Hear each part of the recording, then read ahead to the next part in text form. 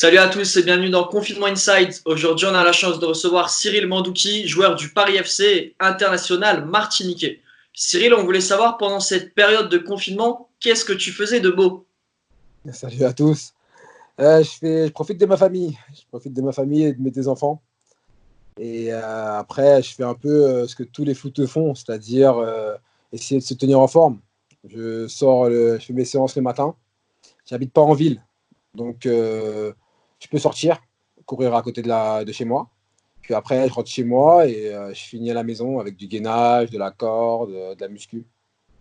J'ai cru comprendre que tu te levais très tôt également, du coup, le matin. Oui, très tôt pour moi. Mes enfants, elles se réveillent à 8 heures. J'ai deux filles, elles se réveillent à 8 heures, donc pour moi, c'est tôt, mais bon, on va pas se plaindre. Et à côté du sport, tu regardes des séries, des films? Ouais, sur Netflix, comme tout le monde. Et puis, je joue surtout à la console. En ce moment, je jouais pas du tout. Ça faisait au moins 6 mois que je n'avais pas allumé ma Play. Et puis, je me suis mis là. Sur NBA 2K, FIFA? NBA 2K, FIFA, je l'ai acheté, je ne l'ai pas encore ouvert.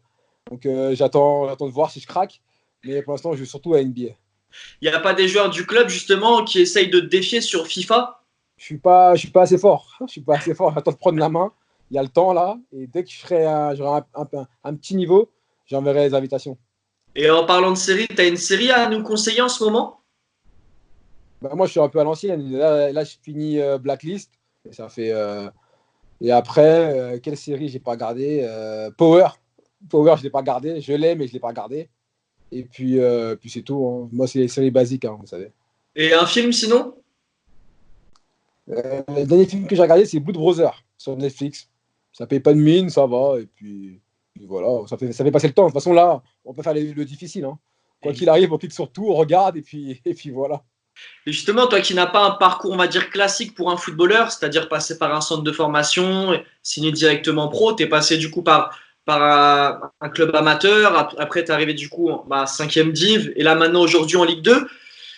Est-ce que tu t'es déjà posé la question, si tu n'étais pas devenu footballeur, quel métier ferais-tu? Non. Et d'ailleurs, après mon foot, je vais devoir travailler, je pense, et je sais toujours pas ce que je vais faire. J'ai un bagage, j'ai un bac plus 2 en technico-commercial, mais ce que je vais faire, je sais pas du tout.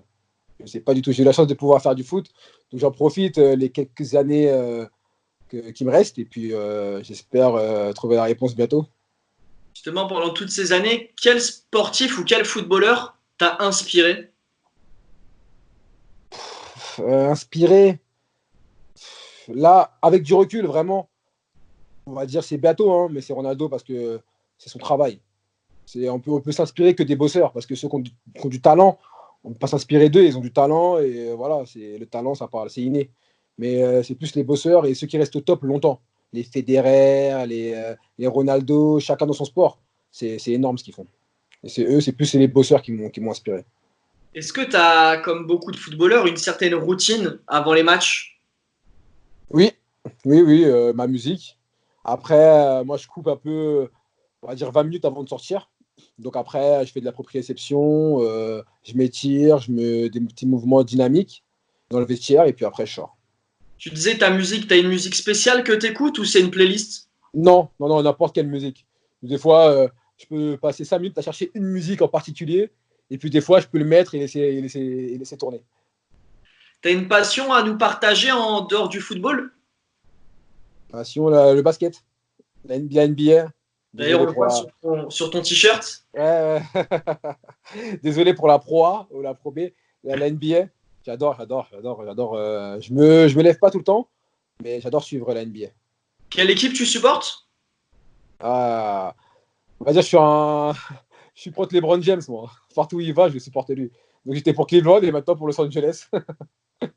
Tu l'as suivi comme beaucoup, des fois suivre Ronaldo pendant sa carrière. Voilà, ben, ça rejoint ce que je disais tout à l'heure. C'est un bosseur. Ça a la même trempe que des Federer, des Ronaldo. C'est un bosseur et partout où il va, il veut gagner et c'est ça qui est impressionnant. Tu es passé par beaucoup de stades, du coup, depuis que tu as rejoint le foot amateur et maintenant le foot professionnel. Quel est le stade qui t'a procuré le plus d'émotions, qui t'a le plus impressionné? J'ai pas joué dans contre des grands clubs, mais c'est Lens.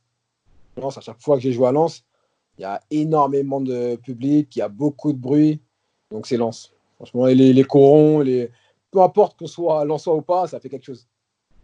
On parlait tout à l'heure de console. On va revenir sur la réalité. Tu joues du coup aujourd'hui au Paris FC. Si je devais te demander quel est le joueur avec qui tu as évolué, qui t'a le plus impressionné? Euh, Waouh, moi, je pense que je dirais Menez. En ce moment, je joue avec Menez, c'est quelqu'un qui est au-dessus, quelqu'un qui a prouvé qu'il a fait les plus grands clubs. Et on sent que, oui, il a plus de 20 ans, mais techniquement, il est au-dessus. Il est au-dessus. On sent qu'il a joué avec des grands joueurs et que c'est un grand joueur. D'ailleurs, j'entendais que Jérémy Ménez joue souvent sur FIFA à Club Pro. Si jamais tu veux t'entraîner pour le rejoindre dans l'équipe. Non, bah, s'il joue souvent, il doit être très très fort. Donc j'attends encore un peu. Et derrière, du coup, le joueur contre qui tu as joué, qui t'a le plus impressionné? Bah, c'était pas un pro, et c'était Rabiot. J'étais à Dunkerque, au national. J'étais jeune, hein. Donc lui, il devait avoir, je ne sais même pas s'il était majeur. On avait joué contre l'équipe de France, moins de 16, moins de 17, ou je sais pas quoi. Et c'était après son prêt à Toulouse. Donc je ne sais pas quel âge il avait, mais il était d'une aisance. Ça m'avait impressionné. Après, je ne dis pas que c'est le plus fort, voilà. Mais à ce moment-là, il m'a vraiment impressionné parce qu'il jouait limite en marchant. Et d'une qualité, il se retournait, frappe de 30 mètres, barre. Il était vraiment au-dessus pour moi. Il était vraiment, vraiment au-dessus. Après, on a joué contre le PSG, donc ça, c'est de la triche. Avec le PSC, on a joué contre le PSG, donc Ouais. là, les Aurier, les Ben Arfa, les ceci, ça compte pas. Mais à cette époque-là, c'est Rabiot. Et enfin, dernière question, même si tu as encore de belles années devant toi, quel est pour le moment le meilleur souvenir de ta carrière? Meilleur souvenir de ma carrière. Alors là, Tu as le droit au joker si jamais tu en as plusieurs. les meilleurs souvenirs de ma carrière. Les barrages. Les barrages, on a eu la chance de faire les barrages avec le PFC l'année dernière à Charletti. Et il gagne 1-0, on égalise à la dernière minute. Je pense qu'aujourd'hui, là, c'est l'un des meilleurs souvenirs. En tout cas, merci Cyril. Et quant à nous, on se retrouve prochainement pour un nouveau numéro de Confinement Inside. Au revoir.